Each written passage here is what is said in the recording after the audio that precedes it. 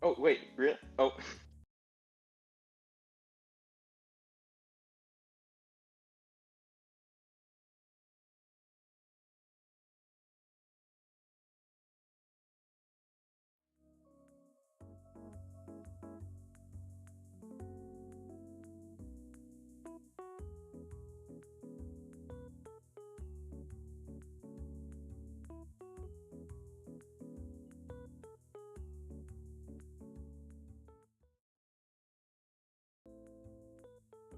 Hello, SHL, and welcome to the Season 83 SHL Awards show. I am here, Donnie, with Toaster and Noxu. Hello, I'm here. Yes, you are. I'm being forced to speak. Hello. We're both forced from Shawnee's basement. Oh my god. Can we not? Kidding. I'm kidding. So, without further ado, let's start this.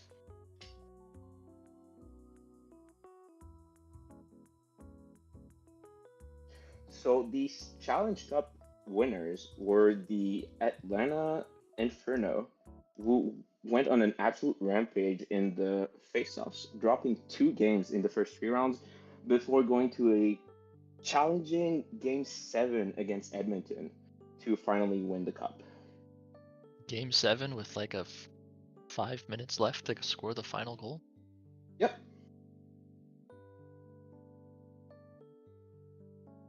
Yep.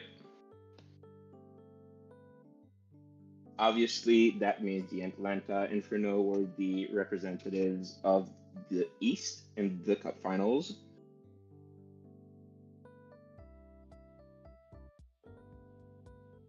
Yep.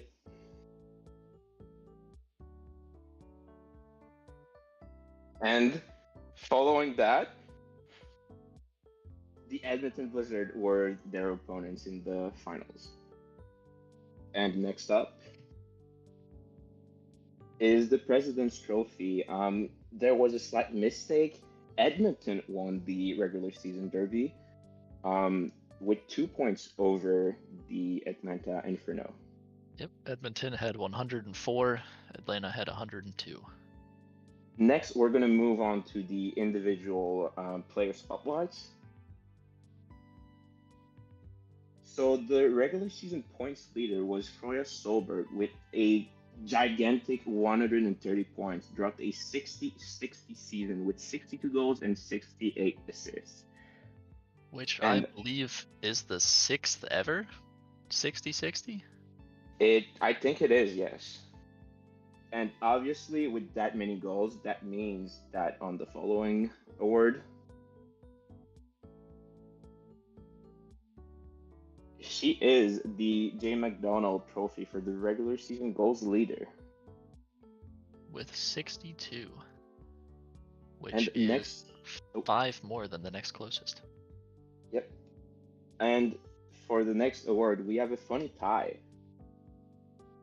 For the most penalty minutes in the season, we have a five-way tie. Toaster. Yeah, 5-way tie with 68 penalty minutes each. We got Matt Griddle, Yulib Covey, don't know if I pronounced that right, JFFO, Nostradamus, and Ethan Cross.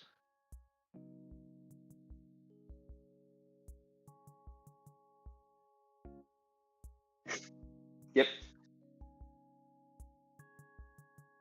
And the Mike Ontro Trophy for the least goals allowed went to the Atlanta Inferno with Stun Gun and Denver Millash sharing the goal with a wonderful 195 goals against allowed, which was four in front of New England. So that was a hard fought trophy. Yep, 4 in front of Philadelphia as well. Next up, we have our first All-Star team, which is technically the third, but the first we're covering. A lot of Inferno there. Toaster. Yep, for your forwards, you have Milivoy from the Inferno, Ubo Lodbrok from Philadelphia, Violet Stoica from the Inferno as well, to finish off the 3 forwards. And then your 2 defensemen, you have Kristen Sappinen from the Inferno, and Matthias from the Edmonton Blizzard. And then your goalie, another Atlanta Inferno, is Stun Gun. Next up, our first award, the John McBride for the best goaltender. It feels weird not seeing Justin Time in the nominees, doesn't it? It has been quite the run that he's been on this award almost every single season. But we have three wonderful goaltenders nominated, starting off with Anthony Dion from Texas. Um, Texas wasn't amazing this season, but they were way better than they should have been, and that's partly thanks to their goalie. I mean, a 898 in the FHM10 era is quite solid. Yep, pretty solid save percentage there on one of the lower teams. Next up is Elvar Gilgad from Chicago, who allowed 130 goals, 3.23 goals against average, one shutout there, and a whopping 90% save percentage.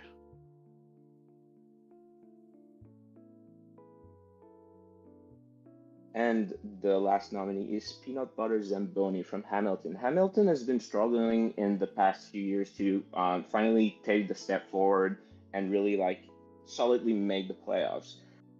With a 902, Zamboni really helped the team cement their playoff berth.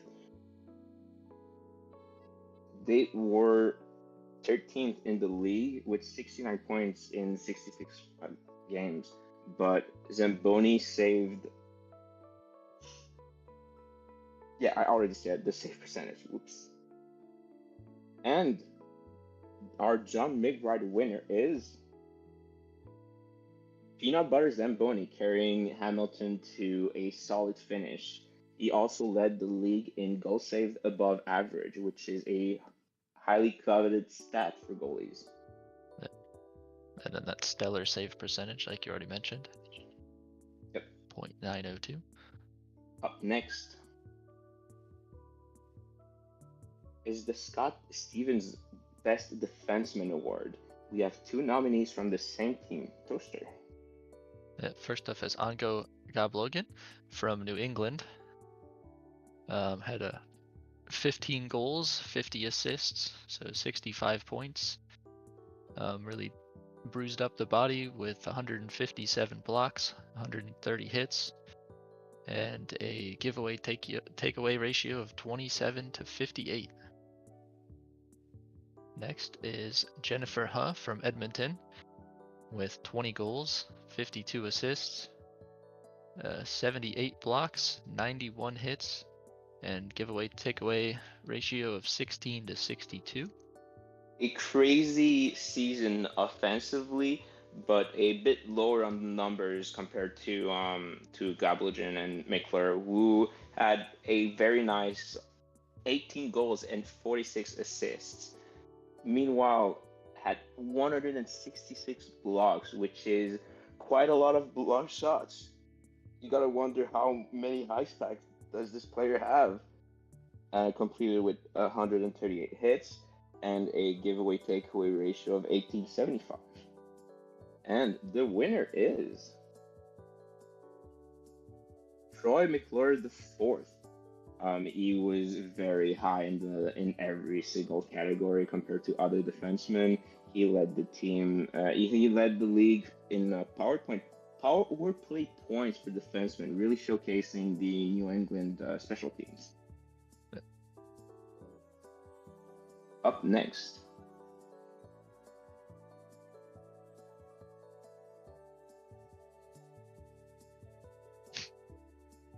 another defenseman award is the Bojo Biscuit for the best defensive defenseman. We have a nominee from Atlanta, Paul Bondage, 159 Noxu, 159 blocks with 93 hits, and a lower giveaway takeaway ratio than the ones we previously covered with 22-37, but a goal against per 60 of 2.1, which looking at the team is pretty good. He definitely had his role to play in the two goalies winning the least goals against. We have Simo Jääskeläinen from Edmonton with 153 blocks, 95 hits, 53 takeaways to 15 giveaways, and a goal against barely over bondage of 2.2 with a 26.8 shots against per 60. And then a And stat the last, rather impressive, not listed there. Simo's plus minus was positive 99. which is absolutely crazy. To give you a comparison, 1, 2, 3, 4, 5, 5 teams in the league had a higher plus minus than a single player. That, yeah. Wow. And for the last nominee, Toaster? Final nominee making their second appearance in 2 awards. You've got Troy McClure from New England, 166 blocks, 138 hits, 18 giveaways to 75 takeaways, which is a crazy amount. 2.5 goals allowed per 60, and then 27.1 shots attempts per 60. And the winner for the Bojo Biscuit is Troy McClure, going back to back on the defensive awards. Kind of just shows how good of a season he had all around. Troy McClure is all packaged up to be the standout defenseman this season for the Bojo. More blocks, more hits, more takeaways, more PK time.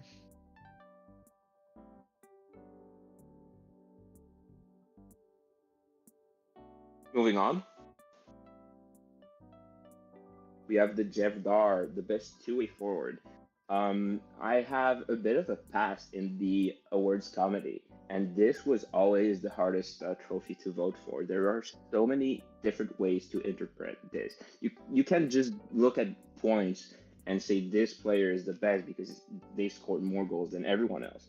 No, it has to be both sides of the ice. So every player nominated there had to go through a lot of criteria from every member of the committee. Toaster. Yep, first up, you've got Jake Barron from Atlanta, 50 goals, 47 assists for the offensive side of the ice, and then you've got 43 blocks, 100 hits, and then a giveaway takeaway of 86 to 74. Pretty solid for a forward to even be near a positive on that. Next up, making another appearance on one of the award nominations, Froya Solberg from Edmonton. Already know the offensive stats here, 62 goals, 68 assists. Coupled that with 59 blocks, 71 hits, and a positive takeaway giveaway ratio of 67 to 70. Then your final nominee here, Mac Turner from New England, 63 goals, nope, that's not right, 38 goals, 48 assists, 72 blocks, 168 hits, and then a giveaway takeaway of 78 to 65. And the winner for the Jeff Dar Award is Froya Solberg from Edmonton. On top of being one of only 6 players to score 60 goals in a season, putting up 138 points, one of the best giveaway takeaway ratios for forwards, and the 3rd best face-off percentage in the league. Add in both solid power play and penalty kill time, and you have a two-way forward in every sense. Moving forward with the all-rookie team, but before that, so far it's really been the New England and Atlanta and Edmonton show. Let's see if in the future awards there's a bit of change to that. So the all-rookie team has Rocky Gislason from NOLA, Enlightened Toaster. enlightened centrist from Hamilton. What is? Oh my God, what's the poster? Wency Shrinetine from Toronto, Bo Bindewald from Texas, Tiny Princess from Hamilton, and Florence Emily McKenzie from Chicago. And following all of that, let's see our nominees for the Ryan Jester Award for Best Rookie. So we have two players that were on the rookie team and one new face. We have Bo Bindewald, a defenseman who scored 11 goals and 32 assists on, again, perhaps not the best team in the league in Texas. So you have to wonder, like, this is a pretty good showing for a rookie. 120 blocks is nothing to scoff at either, with 136 hits. And the giveaway takeaway ratio looks very good as well, more than doubling the takeaways. Next is the center Rocky Gislason with 19 goals and 58 assists, so well over point per game in NOLA. 38 blocks, 177 hits, what a power forward. A bit lacking on the giveaway takeaway ratio though, but that's to be expected on a forward, especially a rookie. And finally, a more so defensive defenseman in Hans Gronlund from the super defense team of Seattle. They have an insane defense, and just playing there shows how good of a defenseman you are. 4 goals, 31 assists, 170 blocks, which is a lot. 71 hits, and a giveaway takeaway ratio who's positive by 2. And the winner is Rocky Gislason. Oh, scored 14 more points than the next closest, and that's just too much for the committee to ignore. The offensive output was there, as well as the support to the team. Next up, Toaster with the most improved nominations. Yep. Next up, the Aiden Richin, most improved.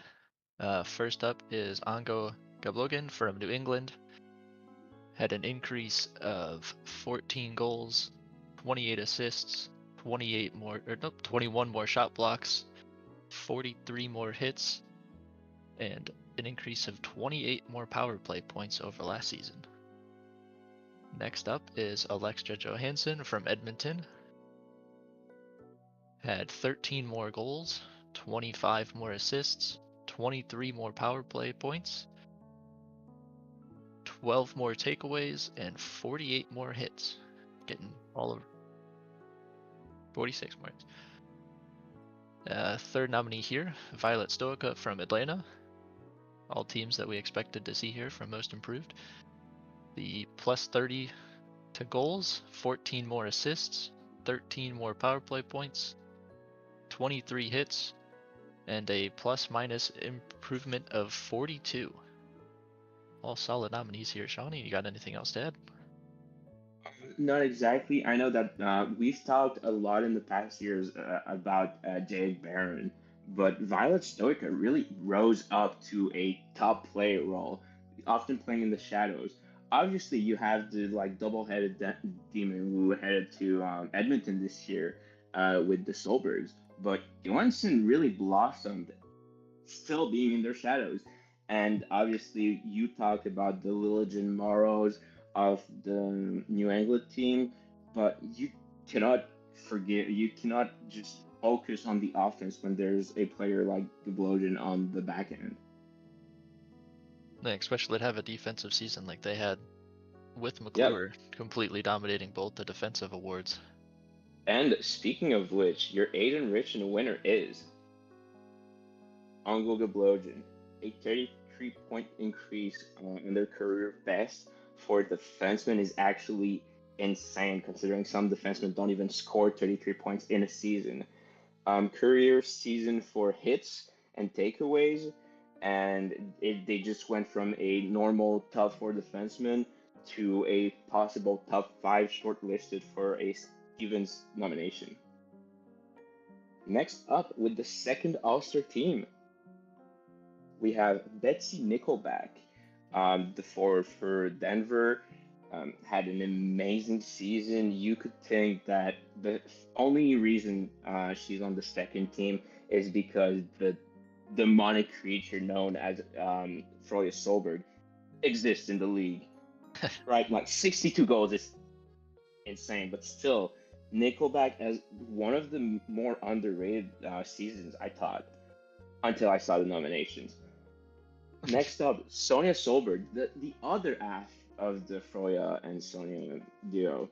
You cannot take one without the other, you know?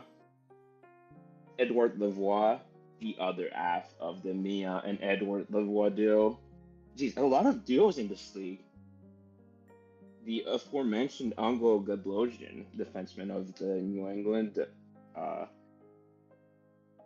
Wolfpack. Mikael Enevoldsen from the Nola Spectres. And Peanut Butter Zamboni, our goalie of the year winner. The McBride and the second All-Star team there for Peanut Butter. Next up, management's gonna want to see this trophy because it's the best GM duo. And we have a nominee with us, but we're not gonna let him talk. So, first off, Nike and Noxu in Chicago did a lot to just shuffle the team around, and they got their best result in 20 seasons or so. An insane 100 points finish. Then you have Cake and Alaska and Edmonton. Obviously, it has been the talk of the SHL. The Solberg trade, the Jennifer Haw trade, before that the Dominic Winters and Logan Webb trades, bringing Justin Stein back. They've done a lot. I don't think I need to explain. And Seattle, a Fisherman and Ote, who have been more of like a low-key team, not making a ton of noise, but always a really consistent team with probably the best defensive core we've maybe ever seen in this FHM era of the league. And that's even after a four teams expansion. And the best GM duo winner is the Edmonton Blizzard. I mean, the Edmonton trades were the talk of the league, as I said. Also exiting the expansion draft, navigating through it all, putting up such a dominant team. And they won the President's Trophy as a result. 2 points over Atlanta and 4 points over Chicago. Congrats. Yep, they went from 5th in the league last season to 1st this season, had an increase of 21 standing points from trades and navigating the expansion draft. But wait just there, man, you're gonna want to stick with us for the next award because we're presenting the best coach. The Joe McKeel Award. We have the Denver Glacier Guardians. Denver started the year on fire. Like, if you look at their finish, it's a top 10 as an expansion team. After trading one of their top players 2 weeks in, it's an insane coaching job, really. Edmonton finished at top of the league, like putting up such a good record with a really good team, but still, you got to know how to exploit it. And finally, the Manhattan Rage, who had been tiptoeing in the no man's land of are we contending, are we retooling, and finally broke out with 86 points in 66 games. And the winner is the Manhattan Rage win the Joe McKeel Award. Citizen of Adra, Skylark, and Grenadier. Manhattan's mid-season correction and performance were a sight to see, hanging with juggernauts in their conference. They were a team to watch out for because they broke a lot of hearts. They ruined some teams' playoff contention with their sudden rise to fame. Yeah, they Next, go for a while. Yeah, for a while there before the top four kind of separated themselves from the rest, they were toying for the first like 3 3.5 They weeks of were the they were President's in the Trophy. mix. They were in the mix, really, and with solid teams. Next up, Toaster, please. You have the Damian Littleton for most dedicated user. One is behind the scenes here, Noxu. Um, most known for, at least this past season, stepping up on the sim team, really filling in some vacancies, training up the new people that were coming in. Next, you have the OP Squid. Really stepped up on the cards team, helping clear out the backlog there. And then Hobbs fan from Ontario. Pretty hard to look anywhere in the league where he doesn't have some sort of impact. HO, Expansion, PMing, expansion. JHO, Mentor, the SHL Tonight podcast, who a lot of people like. And the winner is Toaster, please. The winner is Noxu. Noxu's sim work the past few seasons has been crucial to keeping the league moving. In time of exceptional difficulty for the team, really stepped up, filled the vacancies like I said. Don't know how many live sim days we would have missed if he wasn't on the team taken up there. And I have to show a little bit of bias. Noxie, I'm so proud of you. Moving along with the first All-Star team.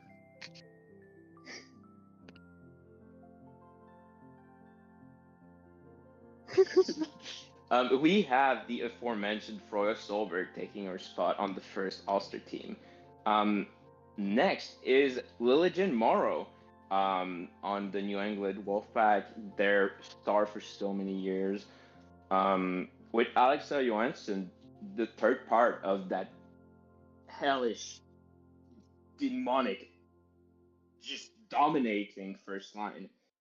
We have Jennifer Hall, who's also acquired in a trade, further showing why Edmonton might have won the GM of the Year award.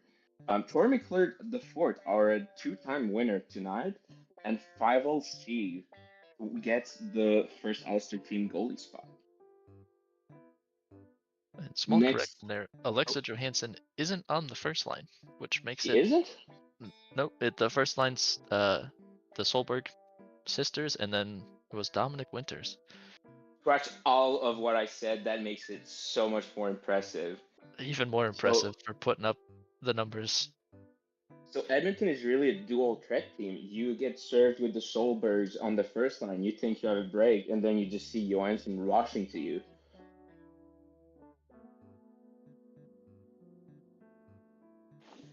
Up next with an award a lot of people have waited for, the Ron Mexico. The most valuable player in the league as voted by the committee. We have Lillian Morrow with 47 goals, 70 assists, 49 blocks, 117 hits, and a giveaway takeaway ratio was skyrocketed to 140 to 69. But of course, when a player outputs such a great offensive production, you don't expect them to have a good takeaway giveaway ratio until you look at Froya.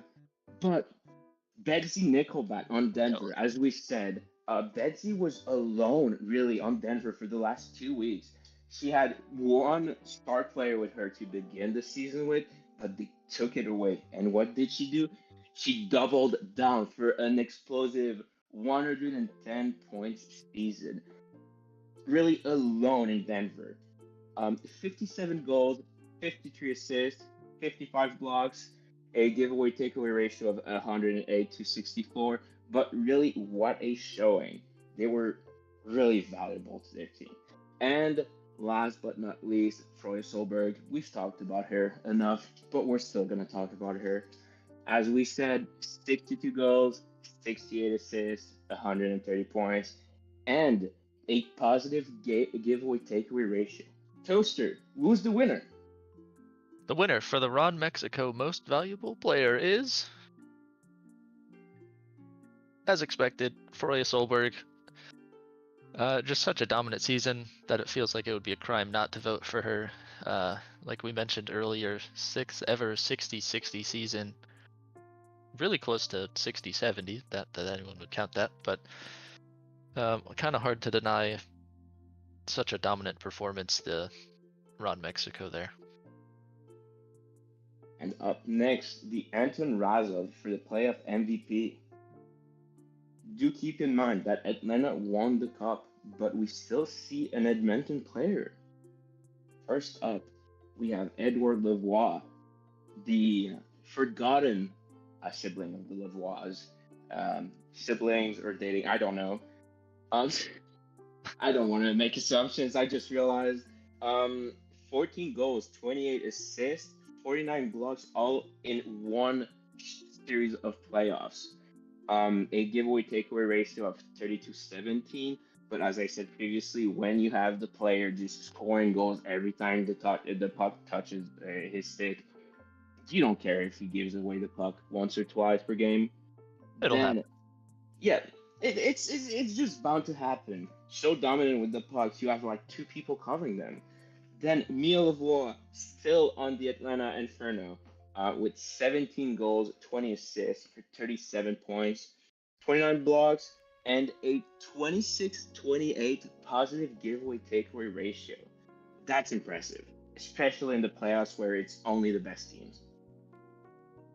And look at that, a familiar face, Froya Solberg. I wonder if we've talked of her today. Hey, who's that, Shawnee? 19, What were their stats? 19 goals, 19 assists, 22 blocks, with a worse than in the regular season 31-20 giveaway takeaway ratio, but sometimes the player just wants to score. And the winner is Edward Lavoie. Playoff scoring lead, check. Cup winner, check. Game 7 cup winning goal in the last 5 minutes, also check. Edward was a driving force behind the Inferno's playoff run to the cup win, and it was such a huge factor in that final series with Edmonton. Yep, looking at it here, they played 21 games in the playoffs with 42 points. So 2 points per game. That's such an insane stat line. And finally, to close off the season 83 SHL side of the awards, we have the Sarmadcon, the players MVP, the one you all users voted for. It's your voice. And we have familiar faces. Lillian Morrow of New England, Betsy Nickelback of Denver, and Froya Solberg of Edmonton. I don't need to repeat the stats. You've heard them from 3 slides ago. Who was your MVP? And it's Froya Solberg. The league has spoken. Thank you, and we're going to take a short intermission to prepare for the SMJHL side of the awards.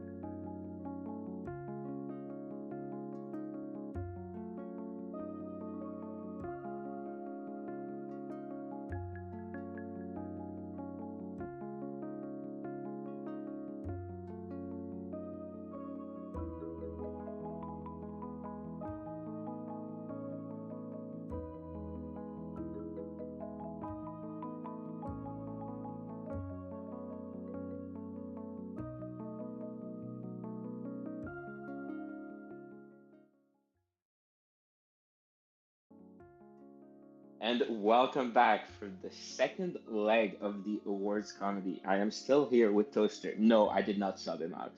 We're still here. And Noxu, but he's locked in the basement. So, I'm still let's here. get the show going. Thank you.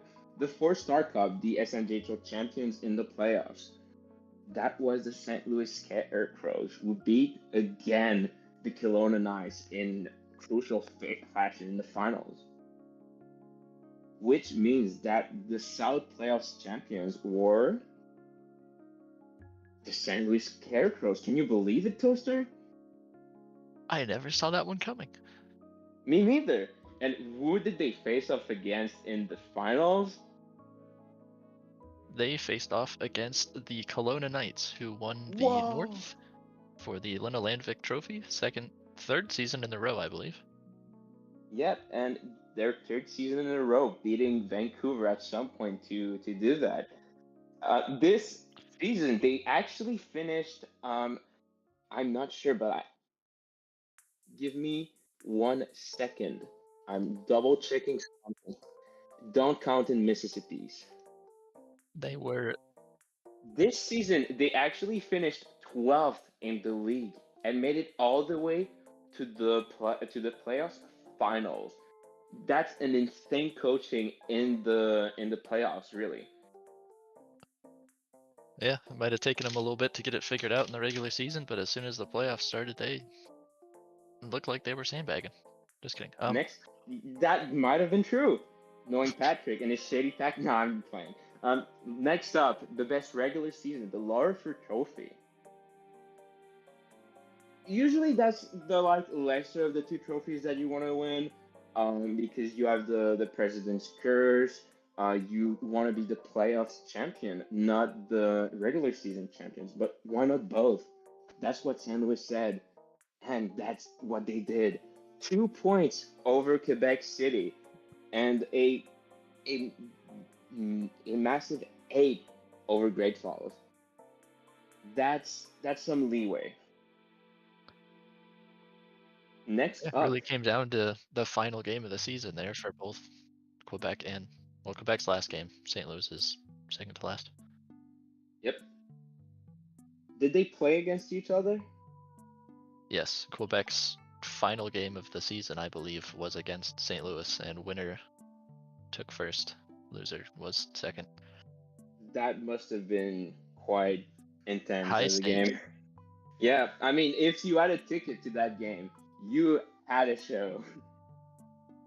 And the regular season point leader. It's, let me channel my inner ace. Thesterico Goslavin Schneil. Okay, let me restart.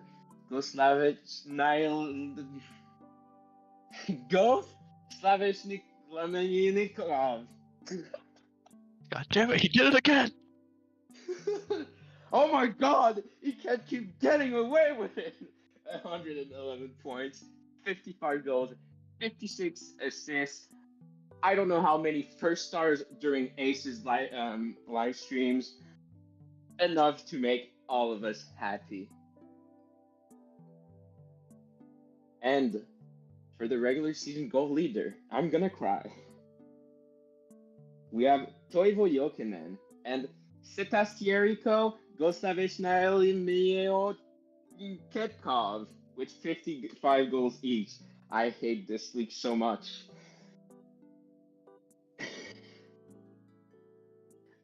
Moving forward, with the Ronan O'Keefe Trophy for the playoff point leader, it's a three-way tie. David Corrigan of the Kelowna Knights, Toivo Yorkinen actually, from the St. Louis Scarecrows, and the rookie Rurik Markov from the latest SMJHL draft, with all 32 points in the playoffs. What a showing by all three of them. Next Rather up, impressive to see a rookie leading the point. yep, it's quite a showing. Next up, Toaster. Who had the best regular season save percentage? If you've been paying attention to the J, this one's not really a surprise. The Matt Lewis Flood Trophy for best regular season save percentage, Matty Bjornarsson and Tyler Bodega combining for a total of 90.12%, which That's impressive. And the fact is, it wasn't so much one goalie carrying the other as really a dual threat in that. Like, even if you were playing the quote backup, you weren't getting an easy night. You were not getting past the goalie. they had 33 and 34 games played, pretty even there. Allowed 177 goals on the season, which is 24 less than the next closest at 201. And next up, let's check our all defense team. We have a nice mismatch of teams. Nothing like the domination we've seen on the all SHL teams earlier. We have at forward Louis Fernster-Matcher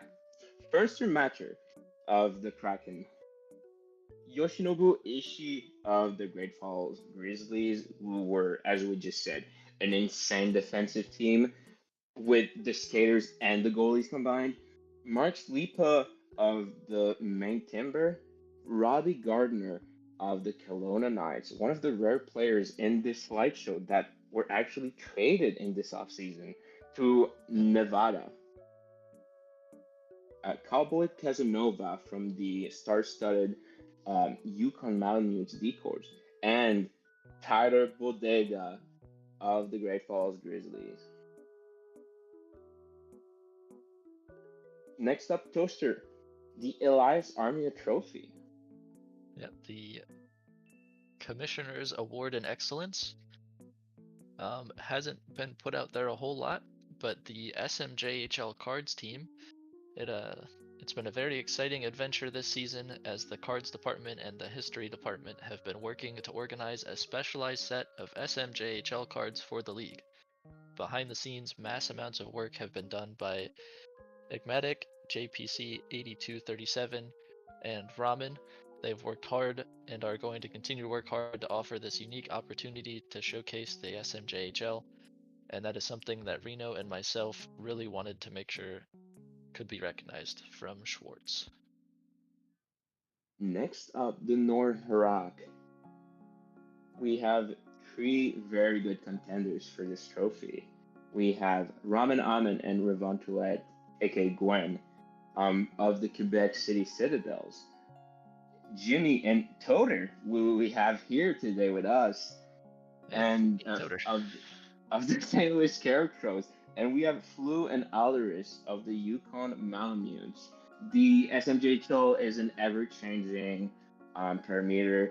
You really have to, as a JGM, focus on developing the best locker room possible, make good trades to stay competitive, but really prioritize activity and retention. And all three of those GM pairs did just that in the last season. And the winner is the Quebec City pairing. Congratulations to Ramen and Gwen. Next up, we have the Zach Miller for the most dedicated user in the J award. We have Ashes. Ashes has been a user who has had trouble of staying in the league. I know because I'm the Latvia Federation head, but this go around, he seemed really motivated, and he's been involved so much in the league. I really like to see him stick around for longer this time around, and I think he has a really good shot of hitting a 2 with how much dedication he's showing. Next, Toaster, who's showing his dedication by torturing himself with a 2 hours award stream with me. Jokes aside, what doesn't he do? He does the SNGHL tonight. He's a JGM. He's involved in so many different spheres of the league. He gives his input on so many stuff. He just says yes to everything. Like, I was able to just grab him for the stream. He didn't say no. he screamed, That's buddy. my best judgment. Just kidding. Yep, he took a bit of convincing, but at the end of the day, he trusted me, and I appreciate that from him. The second part of the J Tonight podcast, Trail, Patrick. Um, Again, what doesn't he do? Simmer, JGM, podcasting. Again, this list is all really involved members of the community. What could we do without them? Latrell, if I remember correctly, really involved in a side of the league I'm not in, which is all of the Ottawa and Carolina side. I think has done a lot of work as a HO member, and really just great all around. And finally, the SMJHL Tonight podcasting team. Toaster, question: Shawnee, If the if the SMJHL Tonight wins, do I get a little trophy for the stat work I've done? you can take a picture with it. Okay, well, we don't have to worry about it because the Zach Miller winner is Toaster. And it's spelled right. It I almost only wanted took. to be spelled wrong now. I'm hearing that Toaster did not win the award. It's his evil counterpart, Toter. Moving on with the Jack Cross, most underrated. If you are nominated for this award, please ask your GMs for the write up. I have a voice to not murder. I'm starting school soon, so I'm not going to read every single write up, but I will read the winner's one. So we have from Carolina, Louis Fernster Matcher, which is SG Vesuvius, a member really involved in other things of the league, such as Hockey Nation, SSL, really all around. Next up, we have Vyacheslav Shevchenko, Jakes D from Detroit. Not? No! Oh my god. Okay, we're gonna forget Spoilers. that. Yuri Satoshi, Zamrail from Kelowna, Chopera Latrell, also nominated for most dedicated. So that explains that. From Ottawa, Puck Norris, Loki Wild from Quebec City, Rondellis Ringo Ramat, Ronnie Walker from St. Louis, and Silver Terendus, Silver Blitzen AG from Thunder Bay. Now, look alive, gang. Look surprised, gang, because the winner is Imagine you didn't just see it. The winner is. Louis Fernster-Matcher, SG Vesuvius. Let me read the write up. Hidden on the second line, Lewis was not the best player on Carolina this season, but he managed to be a huge part of the team and a true team player for his line, especially. Lewis was the center on his line who helped support the winger on his line, who managed to get the most points on the Carolina roster. I'd like to imagine that Lewis was shooting him the puck and cheering on, just assisting nonstop.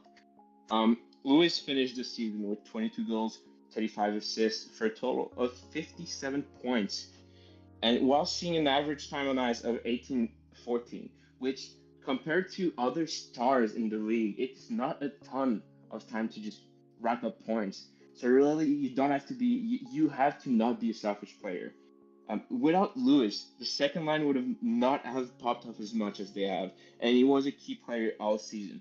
In the locker room, Vesu has become one of the loudest and supportive voices. He joined Carolina 2 seasons ago, as if he has been there the entire time, always supporting others during hard time, engaging in the chaos, creating chaos, and always keeping the conversations going. This may not have been the captain this season, but truly could have. He could have really been the captain this season with his drive and just his passion. Vesu also created a mini tennis league within the Carolina LR that he had multiple people from Carolina, alumni and friends, to be able to create players while he sent the games for Carolina.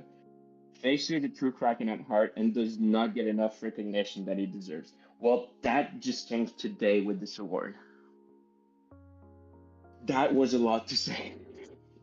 Next up, Toaster, please. Yes, next up is the Alex Light Most Improved. First up, you have Or 2.0 from the Nevada Battleborn. Looks like 40 more points than last season, 32 more takeaways, and 20 more blocks. For a defenseman, that's a crazy increase in points. And then just It continue really the is. trend of being a solid defenseman with the other increases there. Next is Denali Nettleberg from the Maine Timber. Had 22 more goals, 19 more assists. I'm not good at math on the spot. For 42 more points. 40 And actually, then I think. 40. Yes, 40. Bob Bergen Jr. from QCC is your final nominee here. 16 to 42 goals, 30 to 49 assists. Almost a Finishing 50 with points almost increase. 50-point increase. And your winner of the Alex Light Most Improved is Bob Bergen Jr. from QCC. Next up with the all rookie team, we have all three of our nominees for rookie of the year on this team. We have Rurik Markov, who was tied for the playoffs lead in points from St. Louis. Takemichi Anagaki, who was tied for the lead in the season points from the rookies, I think. Sergey from Quebec. Sergey Romanov from Nevada, who was the other half of that tie, if I remember correctly. And from Quebec, a duo of defensemen, Jerry Durden and Caitlin Hughes Galloway. You have to wonder, how can Quebec just develop so many good defensemen? And finally, at goalie, Angel and Kowalczyk from St. Louis. So two from St. Louis, three from Quebec, and one from Nevada. The top two teams all representing very solid goalies. Or rookies, not goalies. Next up, the Brendan Holmes Top Defensive Award. Um, we have Kelly McMahon from the Great Falls Grizzlies, who was a right wing for Great Falls. He posted the best marks in the DPS, defensive point shares, which is a unit. It's a rather complicated formula, but basically how much you've influenced and won points for your team. And he was the best in shots allowed per 60 amongst defensive forwards. 42 shots blocked, 71 points, really outputting somewhat of a good offensive report, and 188 hits. Next up, Greg Evil from Quebec City, one of the two Quebec City players nominated for this award. A plus 54 over 200 hits and 56 takeaways makes up for a good contender for the award. Timothy Welsh, the other Quebec City player, blocked 60 shots, second best plus minus of those on the ballot. Had 215 hits, really just gave the body to anyone. He was playing his best impression of Gandalf's two-shot not pass, and he still had a .51 takeaway giveaway ratio.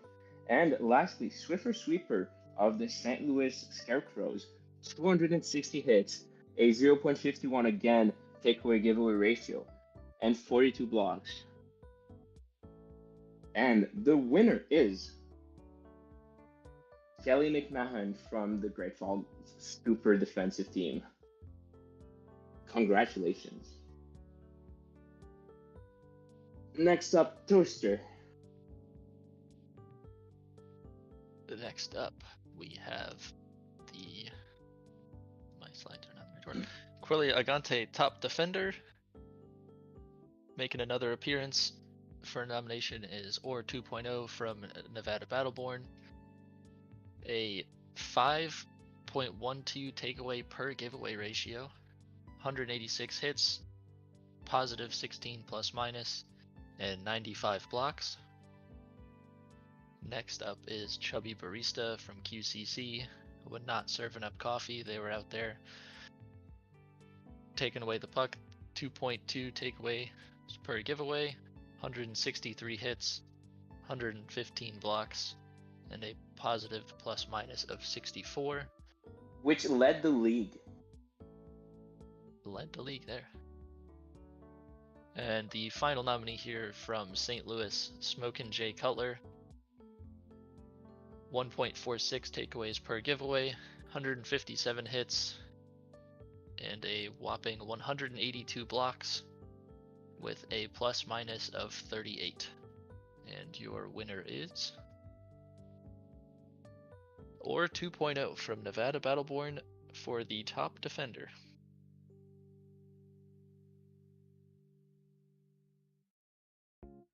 Next up, with the second All-Star team,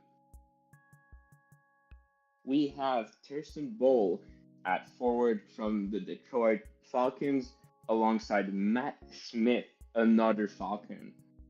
Timothy Welsh, who was nominated for, if I remember correctly, the Defensive Forward of the Year from Quebec. On defense, Gabriel Savoy and Smokin' Jay Cutler, respectively, from the Colorado Raptors. My God, I do not know how to speak English. And the St. Louis Scarecrows. And finally, from at goalie, Victor Bjork Pelika from the Ottawa Highlanders. Next up, the Alexis Metzler for top defensive defender. We see Toaster. Those names, I think I've seen them before. I think we saw something very similar to this about 2 slides ago. For your top defensive defenders, same nominees, same stats. Or 2.0 from Nevada Battleborn, Chubby Barista from QCC, and Smokin' Jay Cutler from St. Louis. Do you think we're gonna have a different winner? Time will tell, and by time I mean like 5 seconds. The winner and for Alexis Metzler is Smokin' Jay Cutler from St. Louis as your top defensive defender. Congratulations. Next up, a highly coveted award. We have a lot of people cheering for a specific nominee in this class. It's the Cedric Robinson for top goalie. You have Tyler Bodega from Great Falls. 903 save percentage, 2.54 goals against, 18.73 goals saved above average. Those are great numbers, but are they enough to win? We have Victor Bjork Pelika, we just saw on the second All-Star team from Ottawa. 897 save percentage, 335 goal against average, but still a 15.43 goal saved above average. It seems like he was in a worse system, but still managed to really perform well and gain clutch wins for his team. And finally, last but not least, Lord Macuar from Quebec City. 900 flat save percentage, a 301 goals against average, and the leader in the nominees for the goals saved above average with 20.03. And the winner is Lurch Macuar from the Quebec City Citadels. Macuar had a great season, their second season, with a leading goal saved above average. 55 games, over 3K minutes, and only 162 goals against. Next up, Rookie of the Year, the Asa Enrikinen. An award I could only dream of winning because I was a very poor waiver wire. Sergei Romanov. Sergei Romanov. The Battleborn's Romanov was tied for first in points among nominees with 58, 24 goals, 34 assists, contributed 81 hits, the most amongst the rookie wings, and had strong numbers all around. Takemichi Anagaki from Quebec City had 21 goals, 37 assists, a tie in first for points for rookies, and a 57.9 Corsi. So they really were playing the defensive side as well, preventing goals as well as scoring some. And lastly, a goalie in the top rookie nominations, Angeline Kowalczyk, who we saw early on the rookie team, at 897 save percentage, a 3.04 goals against average, and a 1063 goals saved above average. But was it enough to win the top rookie of the year?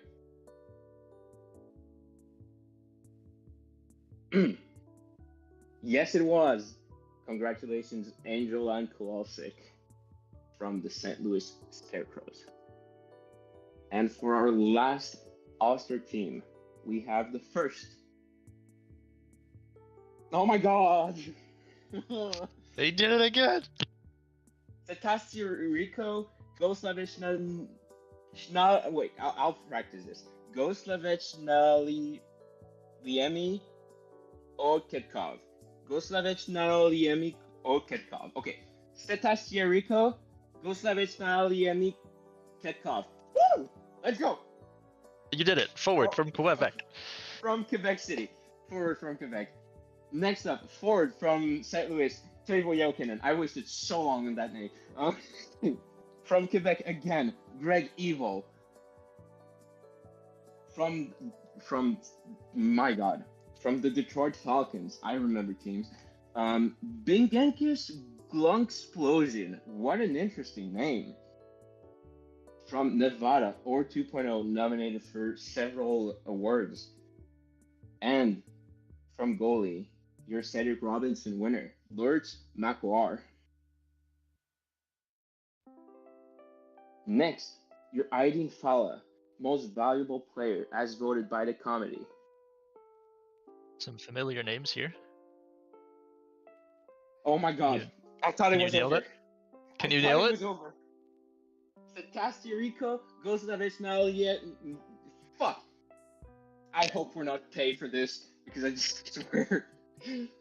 Setasio Rico goes to the national Ketkov from Quebec City. Had 55 goals, 56 assists, 111 points, plus minus of plus 39. Teuvo Jokinen from St. Louis, 55 goals, 44 assists, 99 points, plus 36. And Or 2.0, the only defenseman nominated, had a 5.12 takeaway giveaway ratio, which is insane. 186 hits, a plus minus of plus 16, and 95 blocks. We went over all of those stats before. And your winner is...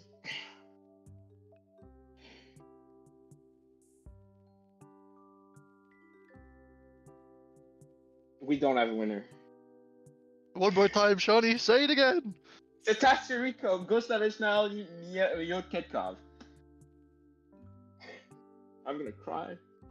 An explosive part of the QCC team. Completely smashing the triple digits. 1 of 2, 111 points, 55 goals. Yeah, we've already gone through all these stats before. I'm so glad Quebec City did not win the cup because that means for our next award, Seth is not nominated. The Brody Witzel playoff MVP. We have Angeline Kowalczyk, Dakota Glover, and the aforementioned rookie Rurik Markov.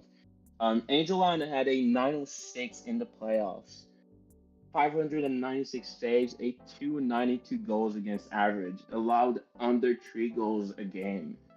Dakota Glover, 30 points plus 15, a balanced 15 goals, 15 assists to really support the team while not being the headliner that Teuvo Jokinen is. And lastly, Rurik Markov, 15 goals, 17 assists as a rookie, plus 26. Like, what a stat line. But in the end, The winner is Dakota Glover. Congratulations. Back-to-back Brody Wetzel winners for Dakota Glover. That is quite a feat. And for our last award today, it has been a pleasure to be with you all. And as such, I will let Toaster announce it. You gotta say it one more time, but we'll get there. Oh no! Raymond Lindsay, the Players MVP. We'll save it for last, Johnny, so you can recuperate Okay. here. Okay. First up, you have Greg Evil from QCC, the assist monster, feeding the name that Shawnee will say here soon. 28 goals, 72 assists, 100 points, plus 54. Toivo Jokinen from St. Louis, 55 goals, 44 assists, 99 points, plus 36. And your final nominee. Take it away, Shawnee. Setastia Rico, Goslavich Mute. Okay, I'm restarting this.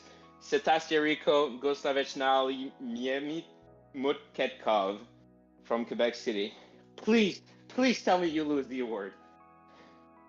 Who's the winner, Knox? No! You thought you were done. Say it again. Setastia Rico, Goslavich Mietkov, and good night, SHL.